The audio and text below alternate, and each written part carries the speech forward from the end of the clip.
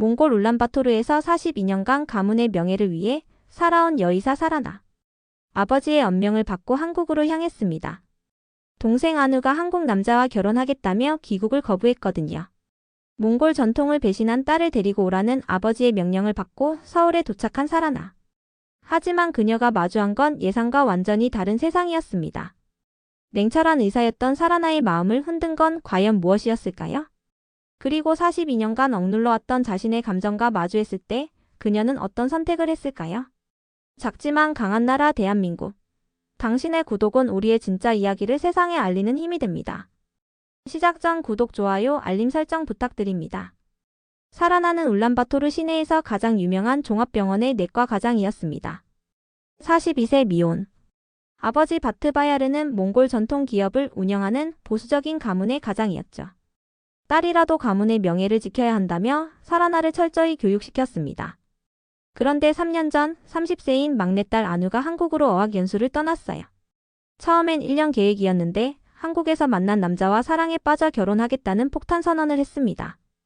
아버지는 경노했죠. 몽골 여자가 이방인과 결혼하다니. 조상들 얼굴에 먹칠하는 거다. 사라나에게 전화가 왔습니다. 언니, 나는 경수 오빠와 결혼할 거야. 한국에서 살고 싶어. 안우의 목소리는 자신감으로 가득했어요. 사라나는 이해할 수 없었습니다. 어떻게 가문을 버리고 이방인과 살겠다는 건지. 아버지의 명령이 떨어졌습니다. 사라나, 내가 직접 가서 안우를 데리고 와라. 우리 가문의 명예가 걸린 일이다. 사라나는 마음이 복잡했어요. 동생을 이해할 수는 없었지만 그래도 걱정이 됐거든요. 한국이라는 낯선 땅에서 혼자 살아가는 안우가 정말 행복할까? 혹시 이용당하고 있는 건 아닐까? 그런 마음으로 인천공항에 발을 디뎠습니다. 서울역에서 안우와 제의한 순간 사라나는 깜짝 놀랐습니다. 몽골에서 볼 때보다 훨씬 밝고 자신감 넘치는 모습이었거든요. 언니, 정말 와줘서 고마워. 안우가 달려와 안겼어요. 옆에 선 남자가 경수였습니다. 키 175cm 정도의 인상이 순해 보이는 32세 회사원이었죠. 안녕하세요, 사라나 누나. 안우가 누나 이야기를 정말 많이 해줬어요. 몽골에서 유명한 의사시라고 들었습니다. 경수가 정중하게 인사했어요. 사라나는 예상했던 무례한 모습이 아니라서 당황했습니다. 한국 남자들이 몽골 여자를 무시하고 이용만 할 거라고 생각했거든요. 더 놀라운 건 한국 사회였습니다. 지하철에서 몽골어로 대화해도 사람들이 신기해할 뿐 차별적인 시선을 보내지 않았어요. 오히려 어느 나라에서 오셨어요? 라며 친근하게 말 걸어주는 사람들이 많았죠. 안우가 운영하는 작은 몽골 음식점에서도 한국 손님들이 이 음식 정말 맛있다며 진심으로 칭찬해줬습니다. 경수의 부모님을 만났을 때도 마찬가지였어요. 사라나 씨, 멀리서 오느라 고생 많으셨죠. 안우가 우리 아들을 정말 잘 돌봐줘요. 경수 어머니가 따뜻하게 맞아줬습니다. 사라나는 점점 혼란스러워졌어요.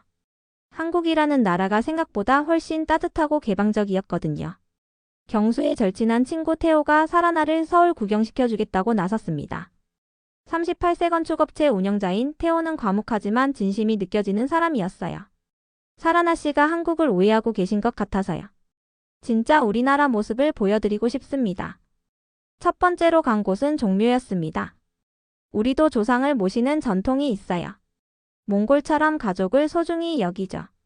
태호의 설명을 들으며 사라나는 놀랐습니다. 한국도 효를 중시하는 문화였거든요. 남대문 시장에서는 70대 할머니가 몽골에서 왔다고 하니 아이고 멀리서 왔구나. 이거 맛있으니까 먹어봐 하며 호떡을 건네줬어요. 가장 인상 깊었던 건 남산고라농 마을이었습니다. 전통 한옥을 보존하면서도 현대적으로 활용하는 모습이 멋있었거든요. 우리도 전통을 지키려고 노력해요. 하지만 시대에 맞게 변화도 받아들이죠. 태호가 말했어요. 사라나는 가슴이 뛰었습니다. 전통과 현대가 조화를 이루는 모습이 아름다웠거든요. 저녁엔 태호가 직접 요리해준 한식을 먹었어요. 제가 요리하는 걸 좋아해요. 사라나 씨 입맛에 맞을지 모르겠지만 정성스럽게 차려진 밥상을 보며 사라나는 마음이 따뜻해졌습니다. 이 사람의 진심이 느껴졌거든요. 3주째 되던 날 임신 7개월인 안우가 갑자기 고열로 쓰러졌습니다. 응급실로 달려간 사라나는 한국 의료진의 신속하고 정확한 처치에 감탄했어요. 걱정 마세요. 아기는 건강해요. 산모가 스트레스를 많이 받으신 것 같은데 며칠 입원해서 안정을 취하시면 됩니다. 담당 의사가 친절하게 설명해줬죠. 병실에서 밤새 안우를 돌보는 동안 태호도 함께 남아줬습니다. 괜찮아요. 저도 잠 안 와요. 사라나 씨 혼자 힘들잖아요. 태호가 커피를 사다 주며 말했어요. 그 순간 사라나는 깨달았습니다. 42년간 혼자 모든 걸 감당해왔는데 이렇게 함께 걱정해주는 사람이 있다는 게 얼마나 고마운지. 언니 미안해. 내가 너무 이기적이었나? 안우가 눈물을 흘리며 말했어요. 아니야.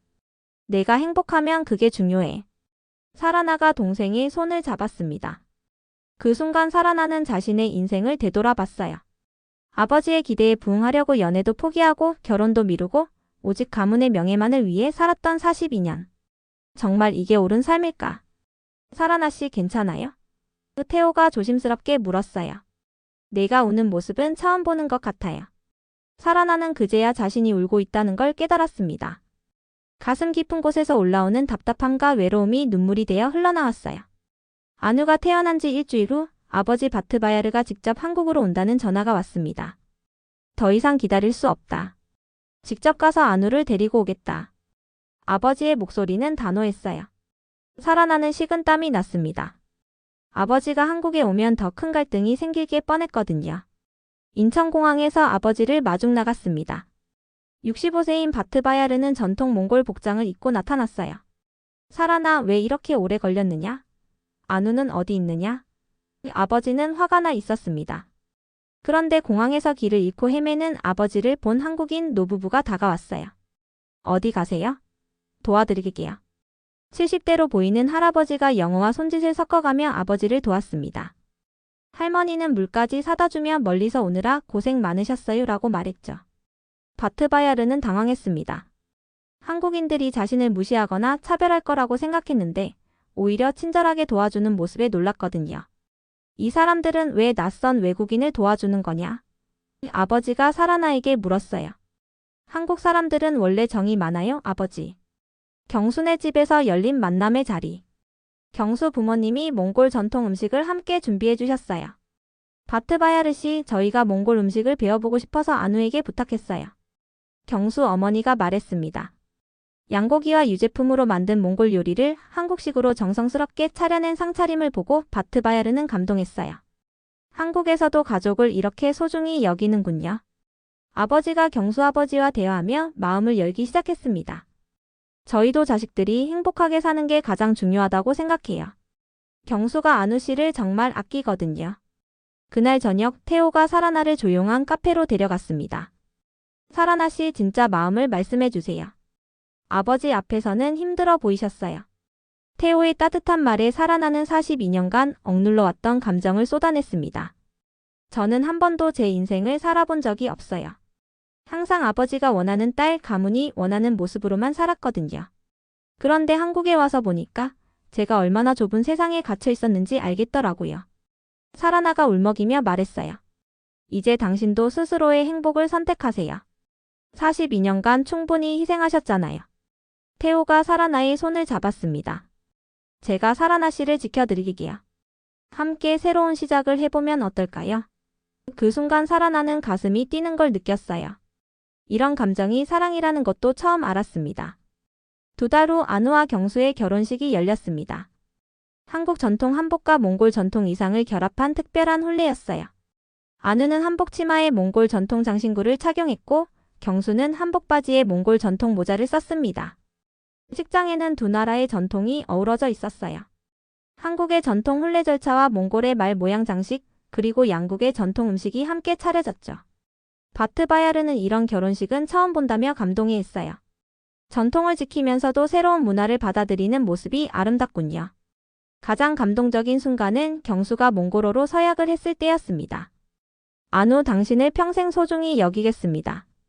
두 나라의 전통을 모두 존중하며 행복한 가정을 만들어 가겠습니다. 안우가 한국어로 답했어요. 경수 오빠, 저도 당신과 함께 아름다운 사랑을 만들어 가겠어요. 그 순간 태호가 사라나에게 다가왔습니다. 사라나 씨, 이제 당신 차례예요. 태호가 작은 반지를 내밀었어요. 저와 함께 새로운 인생을 시작하실 건가요? 살아나는 눈물을 펑펑 흘렸습니다. 42년간 꿈꿔보지도 못했던 순간이었거든요.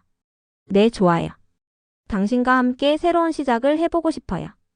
1년 후 살아나는 서울 중구에 있는 다문화 전문 병원에서 일하고 있었습니다. 몽골 출신 환자들이 언어 장벽 때문에 어려움을 겪을 때마다 살아나가 직접 통역해주고 상담해줬어요.